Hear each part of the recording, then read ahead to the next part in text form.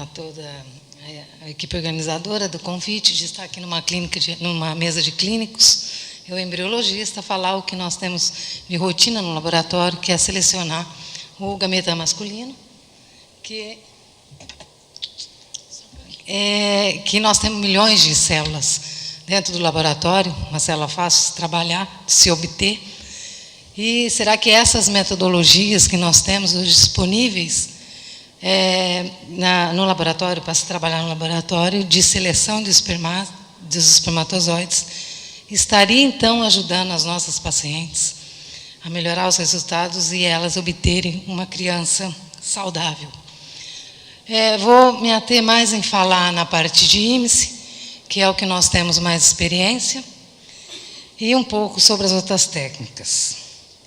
Me lembro muito bem quando, em 2006, o Dr. Franco foi, nessa época, em novembro, outubro, novembro, voltou de um congresso de Roma, mostrando para nós, embriologistas, que se era possível selecionar espermatozoide utilizando uma objetiva de 1000 vezes, que na época a gente utilizava essa objetiva somente para fazer morfologia em espermatozoide e ficção no espermatozoide. Ele, então, veio com essa metodologia descrita nessa época, apresentada por Bartov, em Roma, em 2006, e desde então, isso foi em novembro, quando foi mais ou menos em maio, nós começamos, em novembro nós começamos já a checar a metodologia, estudar, preparar esse microscópio com aumento de alta magnificação, e em maio nós já estávamos trabalhando, em 2007, com essa metodologia. Desde então, desculpa aqui, são vários trabalhos, mais de 300 publicações desde essa época, e que para a gente foi bastante diferente. Eu, particularmente, que trabalho há 25 anos no laboratório, quando comecei a trabalhar com, como se colocasse um óculos, um aumento, você vê aqui, a cidade proibida, um aumento, detalhes, é o que a gente conseguia ver no laboratório, com essa técnica de aumento em 15.000 vezes. E desde então, vários trabalhos têm sido publicados. Eu fiz aqui uma tabela onde o verde mostra a melhora dos resultados aplicando essa metodologia.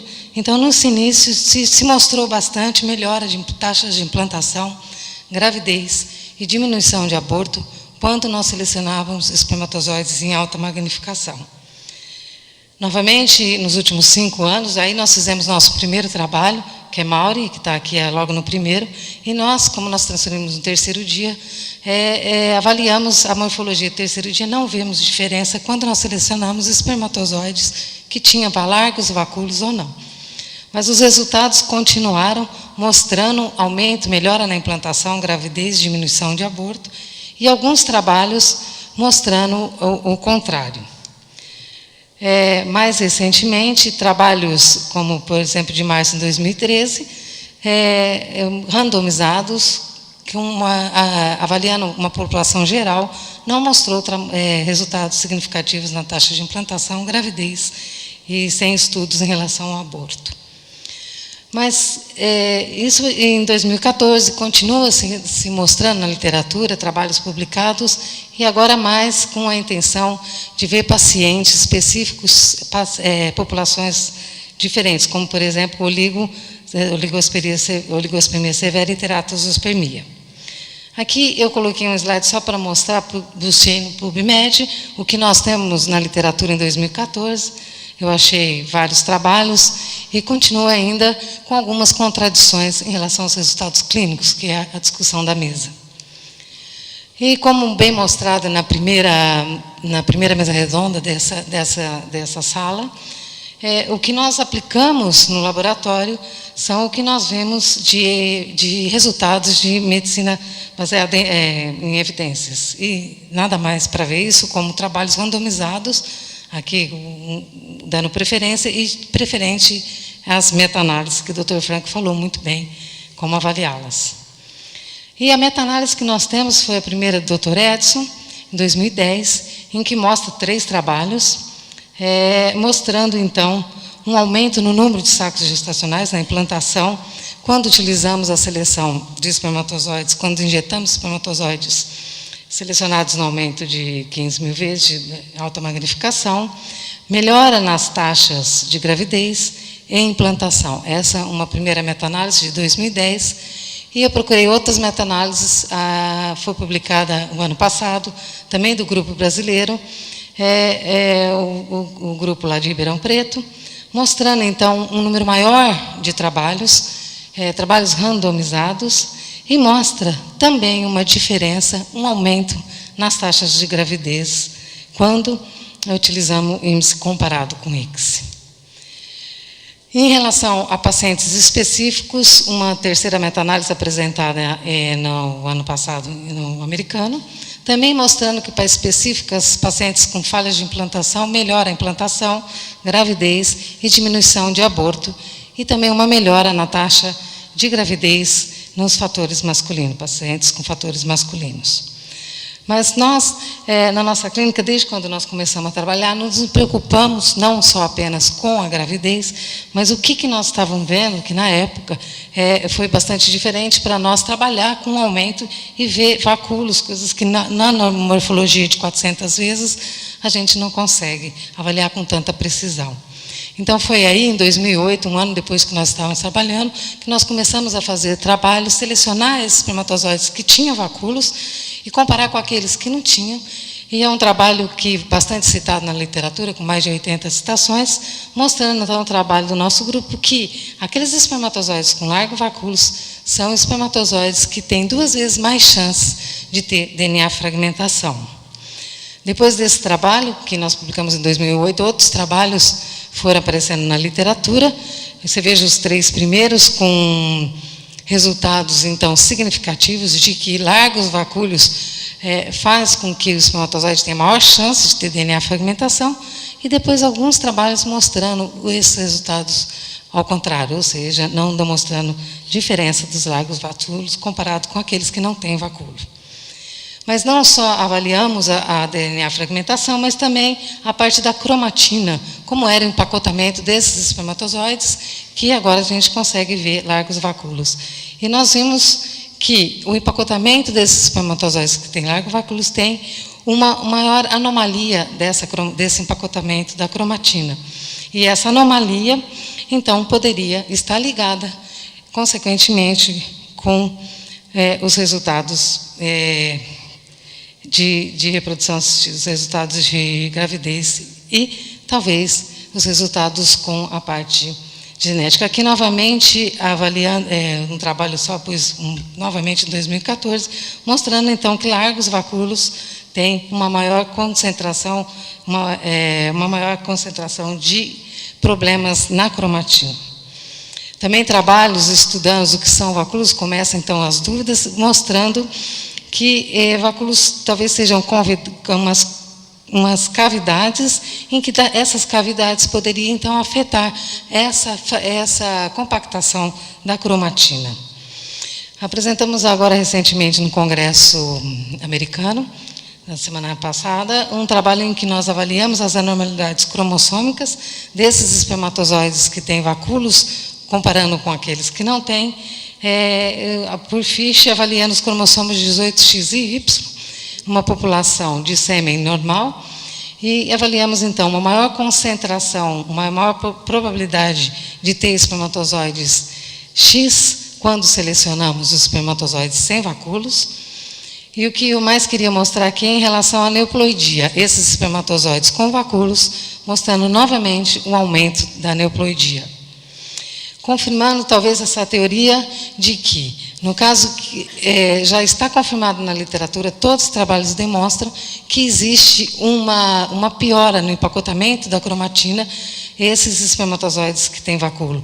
Isso faz com que se deixe o espermatozoide mais apto a reações oxidativas, que poderia depois, no futuro, afetar as alterações genéticas. Então, no ponto de vista nosso, qual é a objeção, no ponto de vista científico, que já está comprovado em todos os trabalhos, que espermatozoides com largos vacúolos têm uma deficiência na cromatina, um baixo risco?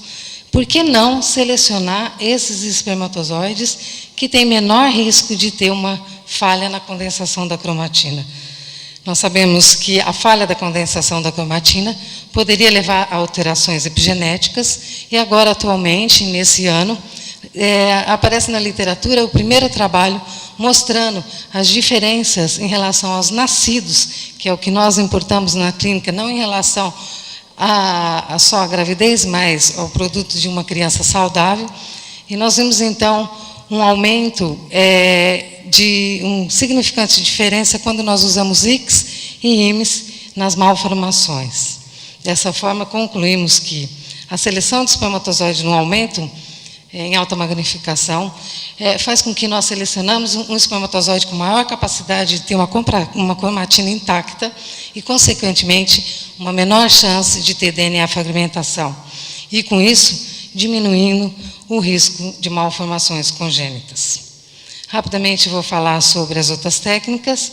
A técnica em que nós fazemos o ICSI fisiológico, que é a técnica em que nós usamos uma placa, métodos em que nós temos um ácido hialurônico, imitando o que acontece naturalmente, fisiológico, uma fertilização in vitro, selecionando esses espermatozoides que se ligam ao ácido.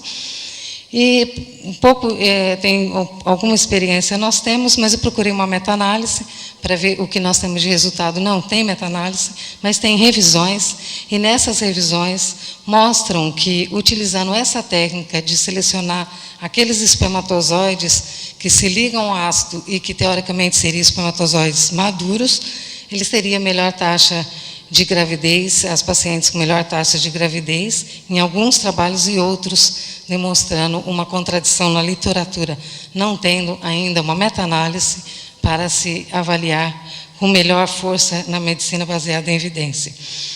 Nós temos um trabalho em que nós tentamos ver se esses espermatozoides selecionados com ácido hialurônico, esses espermatozoides que eram maduros, eles tinham um maior número de espermatozoides sem vacúolos, e nós não vimos correlação, tanto aqueles que eram ligados nesses ácidos eram espermatozoides que tinham 2,7% de morfologia normal pelo missome, comparado com aqueles que não eram ligados, 2,6%, não dando diferença. Dessa forma, nos nossos resultados, no nosso trabalho, nós não conseguimos ver que essa técnica melhoraria a seleção de espermatozoides sem vacúolo. Em relação ao PICS, eu tenho muito pouca experiência, mas são aquelas técnicas, a MAX, em relação experiência com a seleção de espermatozoides não apoptóticos, e temos uma meta-análise na literatura, também do ano passado, em que mostra que melhora as taxas de gravidez, porém são poucos trabalhos, e não demonstram melhoras na implantação e diminuição de aborto. Como resumo, então, como conclusão, o IMES seleciona, sim, espermatozoides com maior chance, com normal compactação da cromatina e, consequentemente, com menor chance de dano de DNA, diminuindo, sim, o risco de malformações congênitas. Duas meta-análises mostram aumento nas taxas de gravidez. O PICS seleciona espermatozoides maduros, porém, os resultados clínicos ainda são contraditórios, não tem meta-análise na literatura, fazendo com que fique difícil a nossa conduta. E, em relação à seleção magnética, nós temos, então, a confirmação de que seleciona espermatozoides não apoptóticos, baixo dano de DNA, uma única meta-análise, porém em número limitado. Eu coloquei aqui um livro que eu acho que vale bastante a pena, do grupo do Edson, que está muito bom, falando sobre as técnicas não invasivas de seleção espermática. Vale a pena vocês lerem, está bem descrito. E é lógico que necessita sempre um maior número de estudos randomizados para aumentar as meta-análises e termos as conclusões desses resultados clínicos. Muito obrigado pela atenção. Cláudia.